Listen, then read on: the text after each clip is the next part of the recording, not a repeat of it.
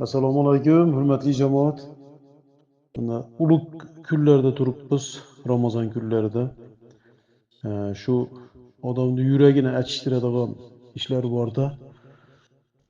Shu ba'zi bir odamlar kelib qolyapti. Shu ota-enasi bilan gaplashmay qo'ygan.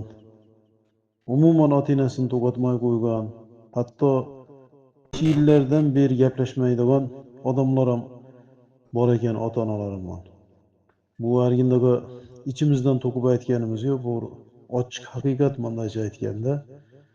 Bizga kelib qayrilatdi baribir. Ba'zilar bolalarini oq qilganlarni eshityapmiz. Umuman ota-enasi bilan gaplashmay, ota-enasini hech narsasini kutmay, ota-enasini o'ziga qattiq dushman bilib olgan bolalarni ham eshityapmiz. Shu bolalar tavba qilib, ota-enasidan kechirim so'rab, tirikligida kechirimini olmaydigan bo'lsa, etagi ko'tiga yetmaydi, yoqasi oqarmaydi. Qayerga borsa peshonasini devorga uradi, xor bo'ladi. Bu xalqimiz ichida bor shunday odamlar. Agar o'sha odamlarga otayman gaplash, onayman gaplash desa, musulmonchilikni ham to'g'atmaydi. Do'zaxga tushasan desa ham mayli deydiganlar ham bor ekanda. Bekarga o'qimaydi ekanda, u odamlar Alloh ularni bilmayman shunday yaratib qo'yganmi. Bu odamlar tezda tavba qilmaydigan bo'lsa, ota-enasi o'tib ketadigan bo'lsa, xor bo'ladi bu bolalar. Xor bo'ladi. Biz eshityapmiz. Otasi bilan, enasi bilan gaplashmaganlarni ham eshityapmiz. Keyin onasi men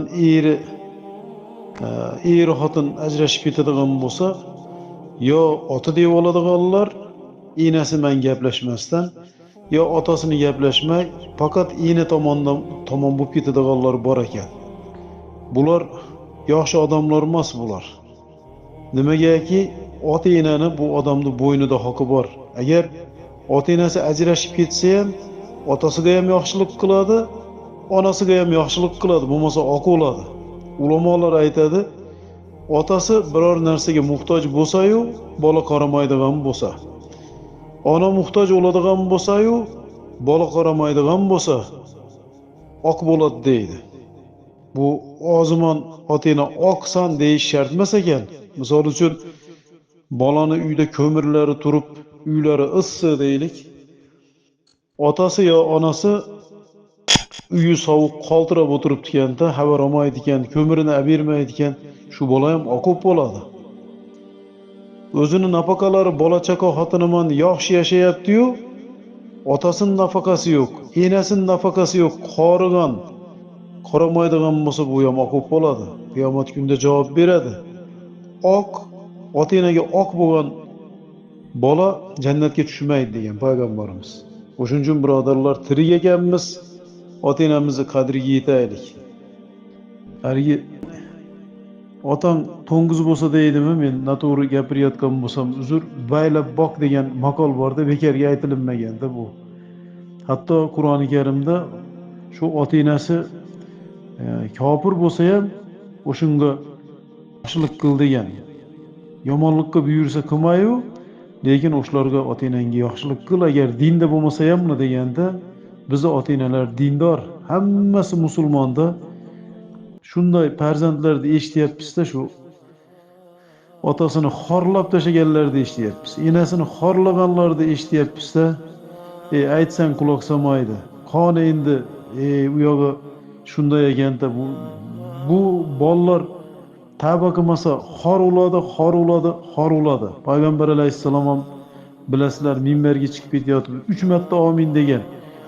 O'sha aminlardan bittasi bir odam ota-enasini qorigan chog'ida yo bittasini topsa-yu, ota-enasi buni jannatga kirgizmagan bo'lsa, xor bo'lsin bu odam dedi.